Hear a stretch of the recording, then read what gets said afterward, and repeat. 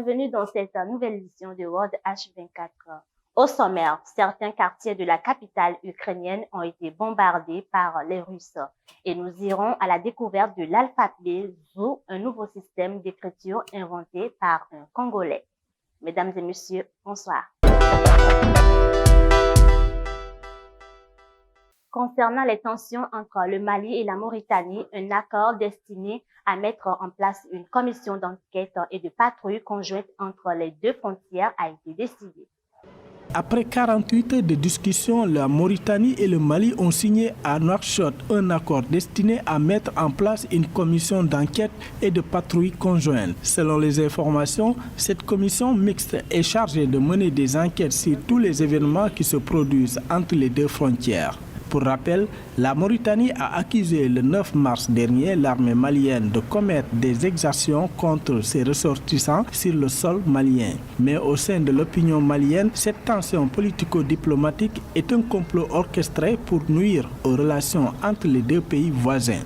Le lundi 14 mars, la mairie de la capitale ukrainienne a annoncé des bombardements russes qui ont visé un immeuble résidentiel et causé la mort de 2 personnes. Regardez. Il était 5 heures du matin, je me suis réveillé parce que toutes ces choses me sont tombées dessus à cause de l'explosion. Ma garde-robe, mes livres, mon ordinateur et tout le reste. Tout était en feu et j'essayais de l'éteindre. Je suis sortie sur le balcon et j'ai essayé de demander de l'aide, mais je savais que je devais continuer à essayer d'arrêter le feu. J'ai mouillé des serviettes et couvert mon visage pour ne pas suffoquer. Les pompiers sont montés dans mon appartement et nous sommes descendus avec mon fils par l'échelle. Le quartier d'Obolon n'est pas la seule zone résidentielle à avoir été touchée aux premières heures du jour. Des fragments d'un missile sont également tombés dans le quartier historique de Kurenivka, faisant un mort et 6 blessés. Pour les autorités locales, il s'agit là d'exemples de la tactique russe, bombardement aveugle et impitoyable.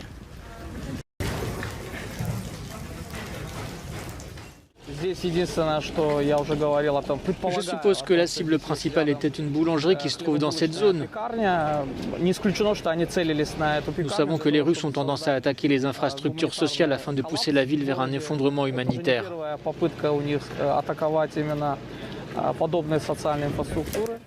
Selon un conseiller du président Zelensky, la capitale est une ville en état de siège. Le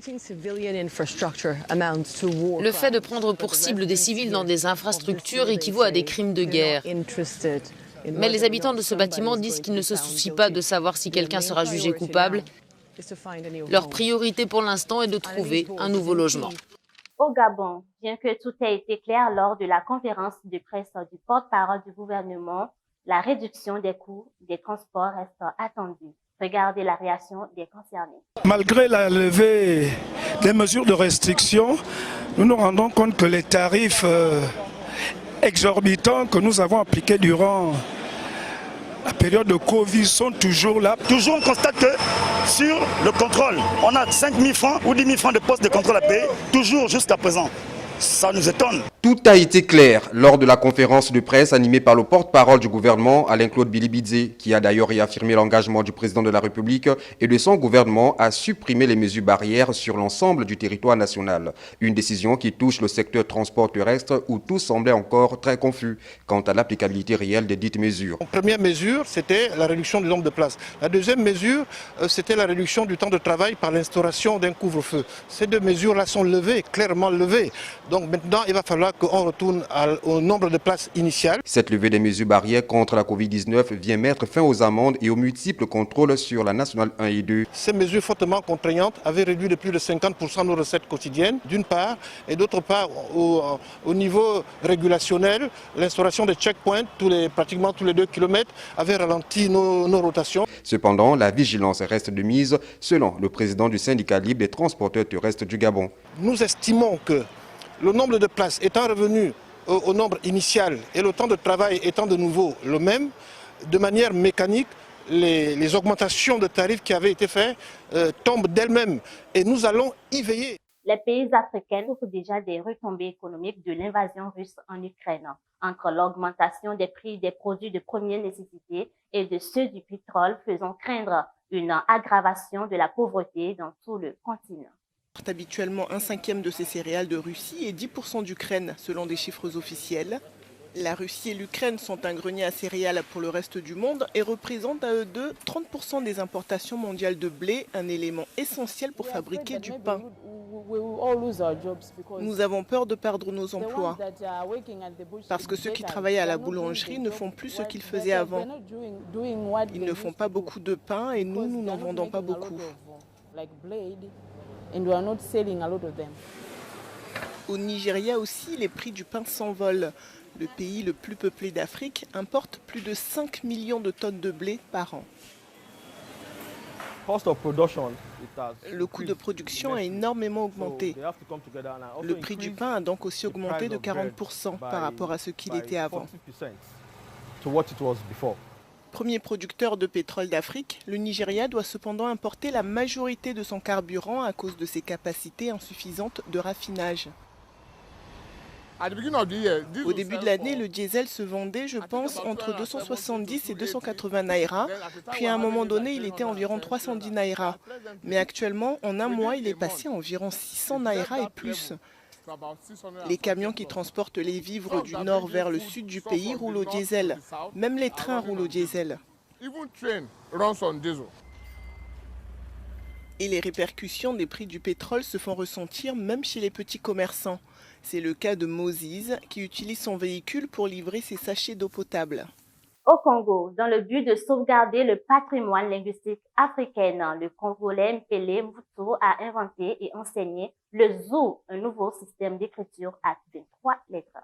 Ce centre de formation en langue situé à Makelekele dans le 1er arrondissement de la capitale Brazzaville, que Mpele Mvutu enseigne le ZOO, une écriture dotée d'un alphabet de 23 lettres, dont 16 consonnes et 7 voyelles. Le ZOO possède aussi des accents, une ponctuation et des chiffres spécifiques qui simplifient sa transcription.